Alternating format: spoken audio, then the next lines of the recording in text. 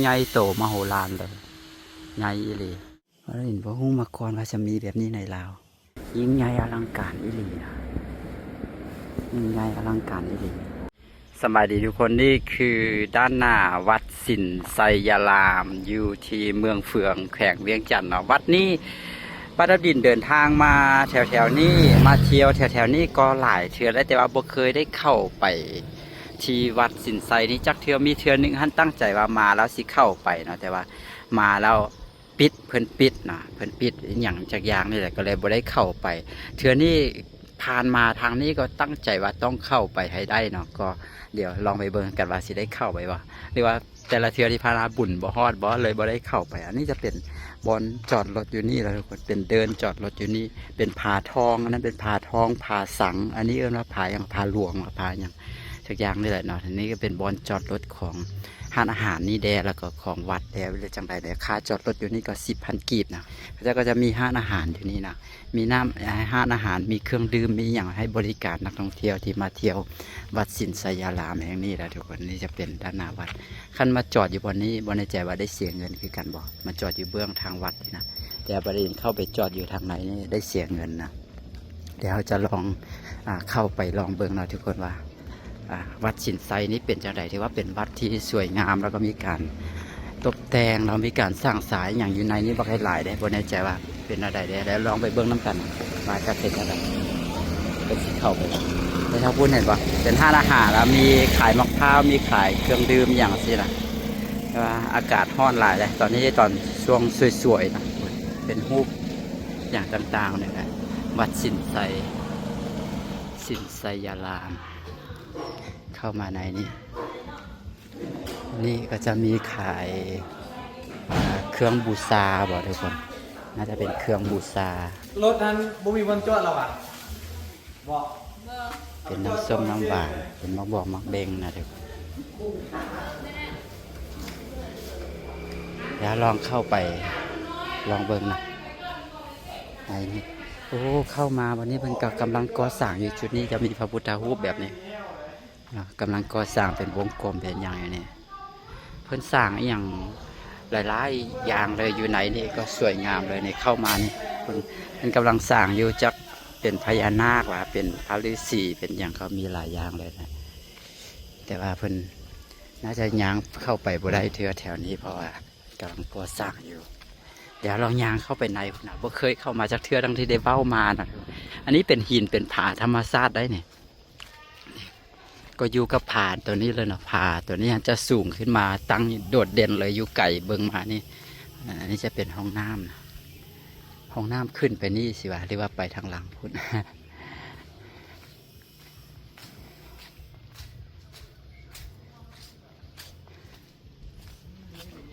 อ๋อมานี่มันก็มีขายนอกขายน้ำขายเนื้ออยู่นอกกินอยู่วัดนี่นำนะมาซื้อได้ขายกระลอกกระแลมก็มี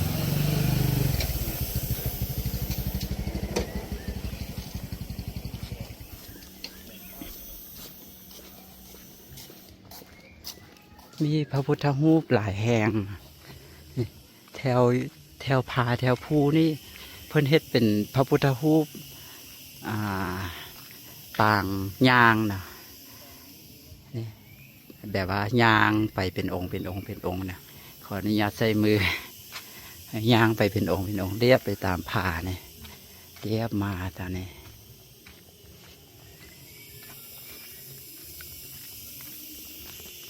โอ้แล้วอันนี้เป็นหลังคาอยู่ทางไหนนี่มันอย่างก็เพราะโซนทางนี้นะเ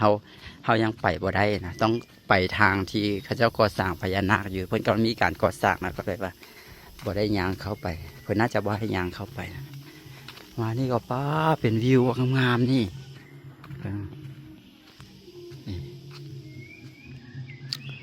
ก็น่าจะเป็นวัดที่สวยงามที่สุดอยู่ในบริเวณแถวๆนี้แล้วนะคนมาเที่ยวเมืองเฟืองก็จะมักมากันเพราะว่ามาแถวๆนี้จะมีวิวที่สวยงามโดยเฉพาะช่วงเขาเจ้าเฮ็ดนาสินะช่วงเข้าสู่ฤดูฝนสินะจะงามบริเวณแถวนี้นะมาก็จะมีวัดมาให้มากราบไหว้แล้วก็มาเที่ยวนำนะแล้วก็มาถ่ายรูปกับวิวบรรยากาศแถวผาทองแถวอันนี้นะงามแห้งนะทุกคนวัดสิ สินไสยารามก็กำลังก่อสร้างเลยคนยังบ่ทันแล้วเถอะอันนี้เป็นพระธาตุบางใหญ่ๆเนาะทั้งใหญ่ทั้งสูงแล้วก็มีการซึกการออกแบบนะมีความซึกแซกมีลวดมีลายเนาะสวยงามเลยเนี่ยอันนี้น่าจะเป็นยังก็บอกฮู้กันเพิ่นยังสร้างบ่แล้วนะโอ้นั่นเป็นครัวพุ่นนะเฮ็ดเป็นครัวย่างไปหาหอพุ่นเนี่ยสวยงามเพิ่นเฮ็ดบ่ทันแล้วเถอะให้เพิ่นเฮ็ดแล้วก่อนนะทุกคนเดี๋ยวจะไปทางใดก่อนนี่ห้ามเข้าเขตกุฏิพระสงฆ์อันนี้เพิ่นบ่ให้เข้าไปนะทุกคนฝั่งนี้จะเป็นเขตของสังฆวาสนะสังฆวาสก็คือเป็นเขตของพระสงฆ์อาศัยอยู่นะครับถ้าเกิดว่าให้นักท่องเที่ยวยางเข้าไปหรือว่าผู้คนทั่วไปยางเข้าไปก็จะเป็นการไปรบกวนพระสงฆ์บางทีเพื่อนอาจจะมีการจำศีลมีการนั่งสมาธิอย่างต่างๆนานากิจวัตรของเพื่อนนะจนเบื้องฝั่งนี้เพื่อนอาจจะให้เฮายางมาก็จะเป็นเขตพุทธาวาสนะก็กำลังก่อสร้างอยู่นะการก่อสร้างก็ดำเนินไปเรื่อยๆโอ้วัดกว้างใหญ่เข้าไปในพุ่นนะป้าดดินคิดว่าแคบๆมีแต่แถวทางหน้านี่น่าจะเข้าไปในพุ่นนะใหญ่แหงโอ้เบิ่งไปทางใดก็วิวก็งามแล้วใหญ่อิหลีหอนี่เขาอยู่นอกทางพุ่นเบิ่งเข้ามาคือว่าบ่ได้ใหญ่เลยพอเข้ามาแล้วใหญ่โตมโหฬารเลยใหญ่อิหลีเขาเป็นวิวทางนี้โอ้กว้างขนาดเลยเนาะยาวเข้ามาทางในพี่เลยโอ้เบิ่งแม่แถวนี้เพิ่นประดับประดาทางเข้าห้ามออกอันนี้เพิ่นให้เข้าไปถ่ายรูปไปเที่ยวในนี่เสียหรือจังไดในนี้เพิ่นให้เข้าไปแล้ววะในเชิงนี้บ่ได้เข้าไปวะเอาเจ้าไปทางไหนย่างได้แถวนี้ปะโอ้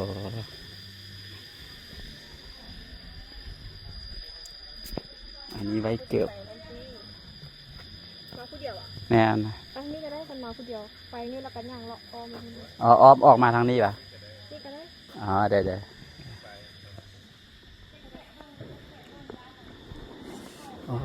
วันนี้เพิ่นให้ปลดเกือบประเดี๋ยวเห็นคนอื่นปลดเกือบประเดี๋ยวก็ปลดเกือบนะแต่ว่าฮ้อนเติบพอเขามาตอนสวยเพิ่นให้คนเข้าขึ้นไปอยู่ได้เนี่ย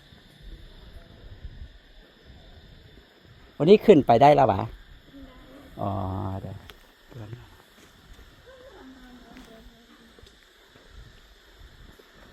จะลองขึ้นไปเบิ่งโอ้งามเพิ่นตกแต่งประดับประดาเป็นองค์พระเจ้าใหญ่นะทุกคนหลายคนเข้ามาก็จะเข้ามากราบมาไหว้มาบูชาเขาจะเข้าไปกราบพระกันได้ทุกคนจะขึ้นไปกราบพระ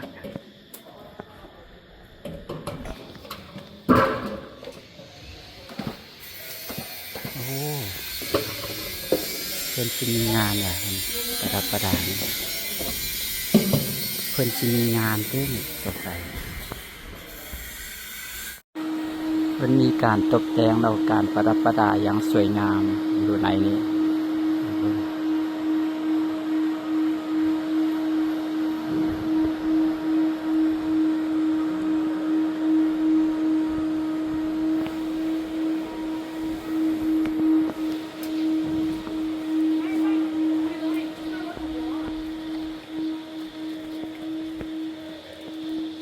ข้ามไม่ได้ไม่เป็นไรถึงไปหนองคายก็มองว่าที่หนองคายมีคนไทยมาเที่ยวก็หลายได้มีแม่ข่าวก็เป็นคนไทยมันก็มาเที่ยวก็มีหลาย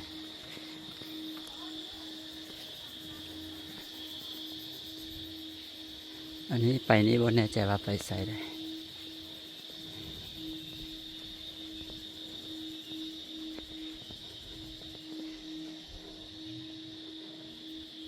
เข้าเพิ่นเดี๋ยวต้องอ่านเบิ่งว่าเพิ่นเขียนว่าหยังก็ทางเข้าสถานที่กราบไหว้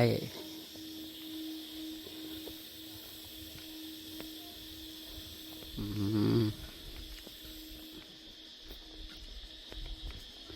โอ้มีการประดับประดาแล้วก็มีแบบ มีสถานที่แบบ แต่ว่าเพิ่นยังก่อสร้างบ่ทันแล้วเด้อคันเพิ่นก่อสร้างแล้วก็คือแบบสมพอคนมาหลายเนาะทุกคนมีบอนกราบบอนไหว้บอนที่เพิ่นเฮ็ดหั่นเฮ็ดนี่แบบเต็มไปหมดเลย อันนี้เป็นผาเป็นผาแล้วเพิ่นสร้างขึ้นมาว่ะคือเห็นเป็นก้อนผาก้อนหินเลยได้เพิ่นสร้างขึ้นมาว่ะถ้าเพิ่นสร้างแล้วสมบูรณ์เท่านี้น่าสนใจเลยแต่วันนี้บอกล้าย่างไปว่ามีการก่อสร้างมีอย่างมีพญานาคมีกุฏิมีอย่างเข้าไปในพุ่นอีกอ๋อนี่เบิ่งวิว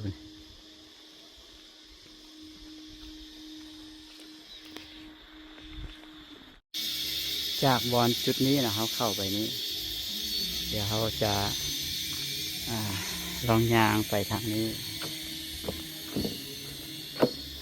ลองยางเข้าไปนี้เพื่อนบ่ได้ห้ามนั่นหรอโอ้เป็นกุฏิเป็นอหย่างโอ้กว้างใหญ่แล้วก็มี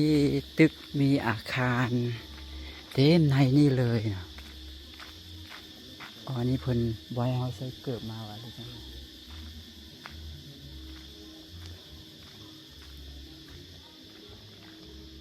วันนี้วันนี้บอยเขาใส่เกิดมาวัดเลยใช่ไหมเขาเจ้าคือปลดเกิดเขาเจ้าปลดเกิดเขาจะมาเลยทางนั้นนะเพิ่นบ่ให้ใส่เกิดมาวะเพิ่นบ่ให้ใส่เกิดมาวะอันนี้เพิ่นบ่ให้ใส่เกิดมาวะอ๋อเด้อ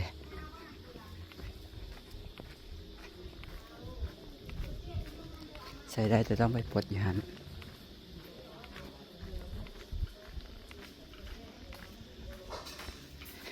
พระราบีเห็นเขาเจ้ามีอันการเห็ดมักเบ่งเหตุการณ์ประดับประดาเต็มไปหมดเลยเนี่ยอยู่ในนี้เพิ่นก็เห็ดอยู่บนเทิงนั้นก็เห็ดเขาเจ้าสิมีงานมาหรือว่าจังใดเนี่ยนะโอ้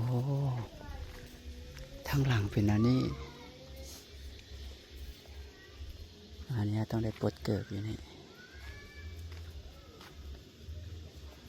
เดี๋ยวลองเข้าไปในนี้ก่อนนะว่ามีอย่างในนี้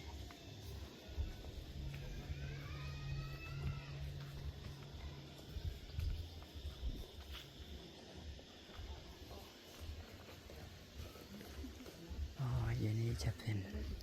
พระพุทธรูปแบบนี้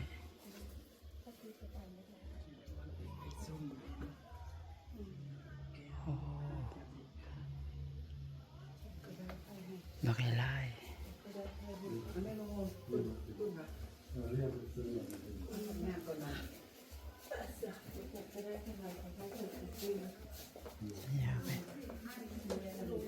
บนนังสำหรับพาสงฆ์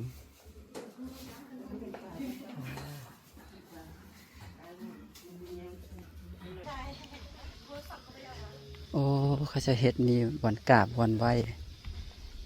บักไล่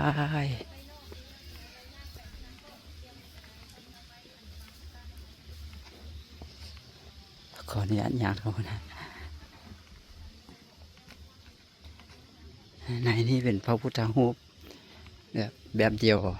วหมดเลยแล้วก็ยาวไปก็มีวันกราบวันไหว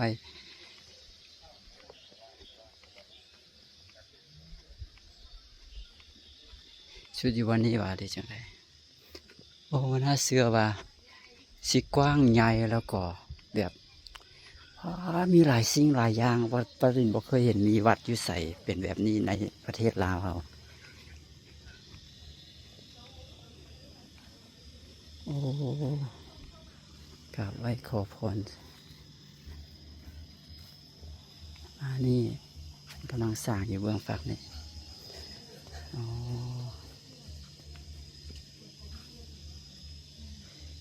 ไหนนี่โอ้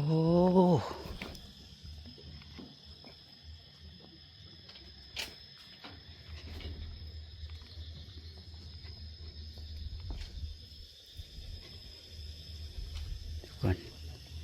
พระดินพอเห็นวัดอยู่ใส่มาก่อนจะเป็นแบบนี้ทางพุ่นน่าจะเป็นวัดแห่งเดียวในลาวและเป็นจุดเดียวในลาวที่เป็นวัดลักษณะแบบนี้มีการสร้างศาลประดับประดาอย่างต่างๆนานาอย่างมหาศาลอย่างยิ่งใหญ่ในนี้นะเป็นบอนกราบ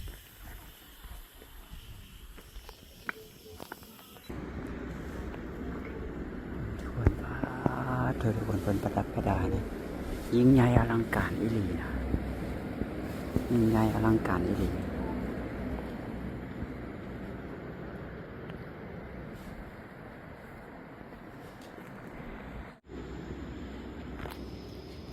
โอ้ทุกคนยิ่งใหญ่อิลีมาจุดนี้แบบมีแบบนี้อีก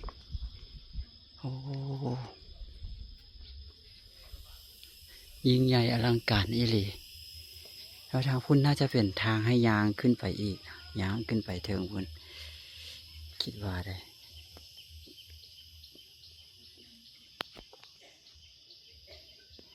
ในอนาคตพุ่นจะให้น่าจะให้ยางไปยางไปพุ่นแต่ว่าตอนนี้ฮันยังก่อสร้างยังบ่ทันแล้วนะทุกคนแต่วันนี้วันนี้จะว่ายางไปได้แล้วบ่แล้วอันนี้ยางไปใส่ก่อนนี่ยางไปทางหลังพุ่นว่าหรือว่าชุดอยู่นี่พุ่นว่าไปสถานที่กราบไว้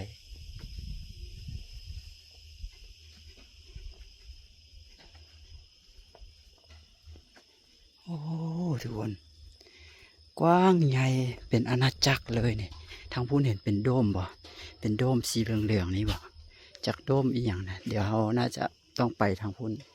อ๋อย่างไปทางนี้ก็ได้นี่บ่โอ้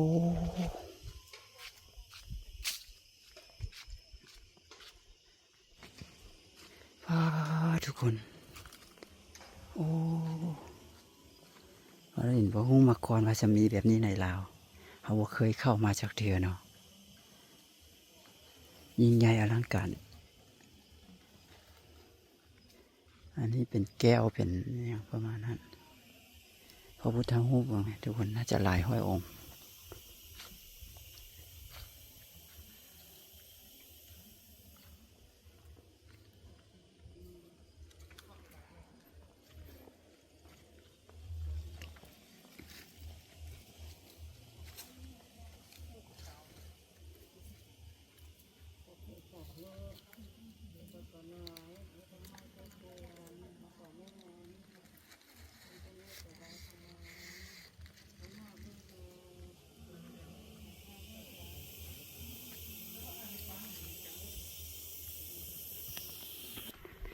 โอ้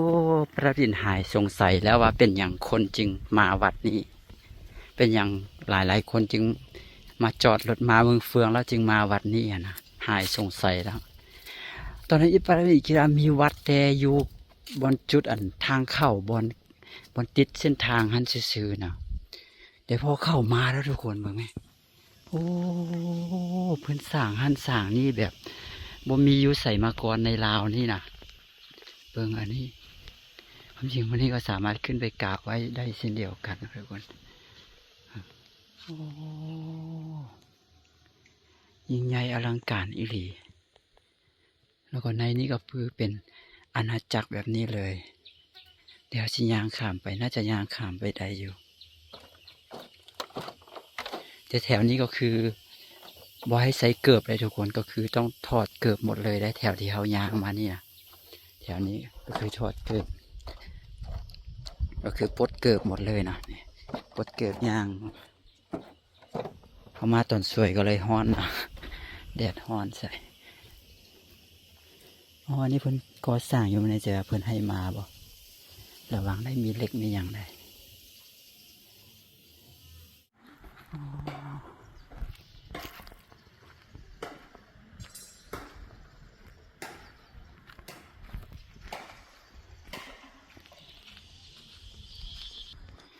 ทุกคนเห็นเป็นหลังคา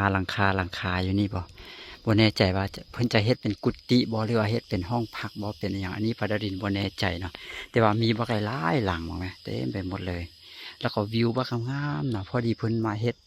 วัดไซบอนนี่น่ะมันคือทำเลแบบสุดยอดอีหลีคือสุดยอดนั่นเลยสุดยอดแบบว่ามีผาอ้อมหมดเลย แล้วก็จุดนี้เห็นบ่มีผาอันนี้แล้วก็มีผาตัวนี้อะนะแล้วเพิ่นก็มาเฮ็ดวัดอยู่ระหว่างผาสองผานี่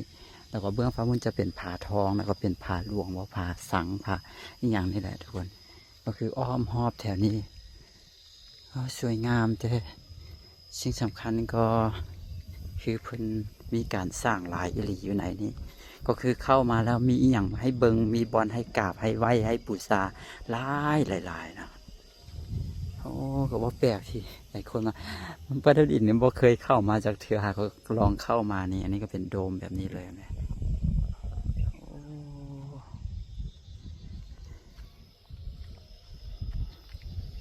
โอ้น่าเชื่อว่าจะ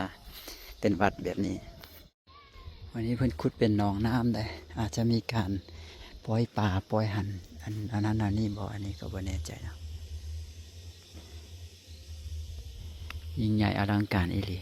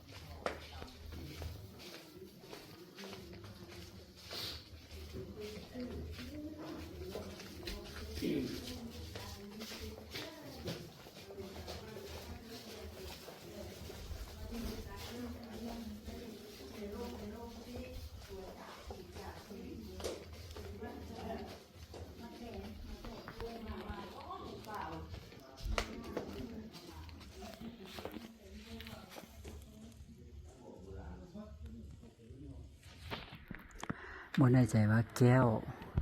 เป็นแก้วเป็นหน่วยแก้วต่างๆนี่นะเพิ่นอาจจะเอาไปก่อสร้าง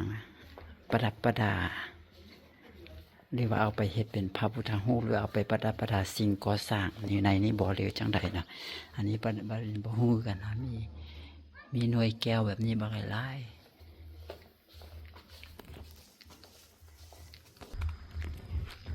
บ่แน่ใจว่าเขาย่างไปเลาะได้บ่แถวนี้แต่ว่าบ่เห็นมีป้ายห้ามเลยเพิ่นก่อสร้างเด้อก่อนอันนี้จะเป็นเฮือนเป็นกุฏิหรือว่าเป็นอย่างเป็นลังอยู่ในทางออกเห็นเขาจะเอารถเข้ามาฮอดในนี่ได้น่าจะมีทางขับรถเข้ามารถน่าจะรถจะเข้ามาทางนี้เนาะเข้ามาทางมันจะมีฮอมเรียบกำแพงวัดมาแล้วก็ขับรถเข้ามาได้วันนี้อันนี้อาจจะเป็นกุฏิได้คิดว่าน่าจะเป็นกุฏิอันนี้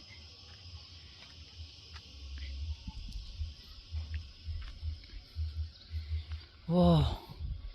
หายสงสัยแล้วว่าเป็นอย่างคนจึงมาวัดนี้หลายแต่ว่าวัดนี้แปลกอย่างหนึ่งก็คือมีการบูชาอาจจะมีถ้วยเทศมีอย่างค่อนข้างจะหลายอยู่นะทุกคนก็ผู้ใดมักฮักสไตล์นี้ก็มากราบมาไหว้ได้นะผู้ใดอันนั้นจะมาเลาะมาเที่ยวมาถ่ายรูปกันก็ยังได้นะทุกคนแต่ว่าวัดนี้ก็ถือว่าเพิ่นอันนั้นได้มานะ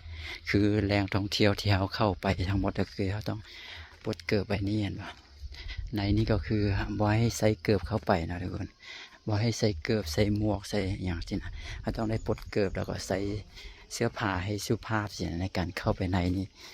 นี่ก็คือบรรยากาศอยู่ที่วัดสินไสยารามนะทุกคนอยู่ที่เมืองเฟืองแขวงเวียงจันทร์อยู่ในนี่มีศาลากาเฟ่นำทุกคนศาลากาเฟ่ก็น่าจะสามารถ